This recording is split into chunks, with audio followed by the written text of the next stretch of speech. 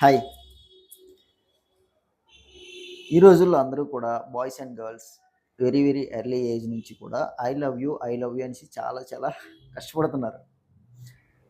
So my question is, నువ్వు ఎదుటి వాళ్ళని ప్రేమించడం తప్పు కాదు అని చెప్పడం అనేది నాకంత కెపాసిటీ లేదు. బట్ నిన్ను నువ్వు లవ్ చేసుకుంటున్నావా లేదా అనేది నా క్వశ్చన్.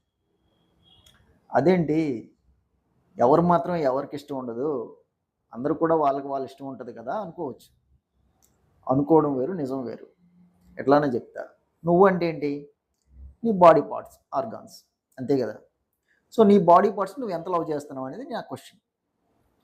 దానికి సింపుల్ ఎగ్జాంపుల్, నువ్వు రోజుకి 1-2 బీర్లు తాగుతున్నావు, నీ లివర్ దొబ్బేస్తుంది అంటే నువ్వు నీ లివర్ని లవ్ చేయట్లేదు. ఒక సిగరెట్ ప్యాకెట్ రోజుకి లేపేస్తున్నావు అంటే నీ లంగ్స్ దొబ్బేస్తాయి అంటే నీ లంగ్స్ నువ్వు లవ్ చేయట్లేదు. జంక్ ఫుడ్స్ విపరీతంగా తింటావు, జంక్ ఫుడ్ ఎక్కడ దొరికినా తింటావు, నీ గట్ హెల్త్ దొబ్బేస్తుంది అండ్ నువ్వు లావ్ అయిపోతావు. సో నీ గట్ నువ్వు లవ్ చేయట్లేదు. డైలీ 3-4 లీటర్స్ వాటర్ ఖచ్చితంగా తాగాలి, కానీ నువ్వు తాగట్లేదు అంటే నువ్వు నీ కిడ్నీస్ని లవ్ చేయట్లేదు.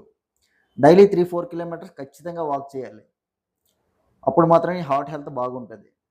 సో నువ్వు చేయట్లేదు కాబట్టి నీ హార్ట్ని నువ్వు లవ్ చేయట్లేదు.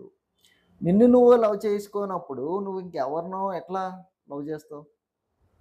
అది కాకుండా ఆపోజిట్ పర్సన్కి నువ్వు కమిట్మెంట్ ఇస్తున్నావు. ఒక 60 ఇయర్స్ ఆపోజిట్ పర్సన్కి నువ్వు మ్యారేజ్ చేసుకుంటే నిన్ను ఒక 60 ఏళ్ళు మంచిగా చూసుకుంటానని చెప్పేసి కమిట్మెంట్ ఇస్తున్నావు. వాళ్ళతో తర్వాత ఏమంటే నీకు మ్యారేజ్ తర్వాత వచ్చే పిల్లలకి కూడా 30-40 ఏళ్ళు నువ్వు కమిట్మెంట్ ఇస్తున్నావు మంచిగా చూసుకుంటానని. బాబు, మంచిది, చాలా చాలా మంచిది.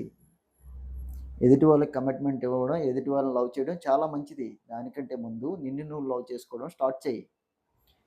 నిన్ను లవ్ చేసుకున్న తర్వాత ఎదుటి వ్యక్తిని లవ్ చేయి.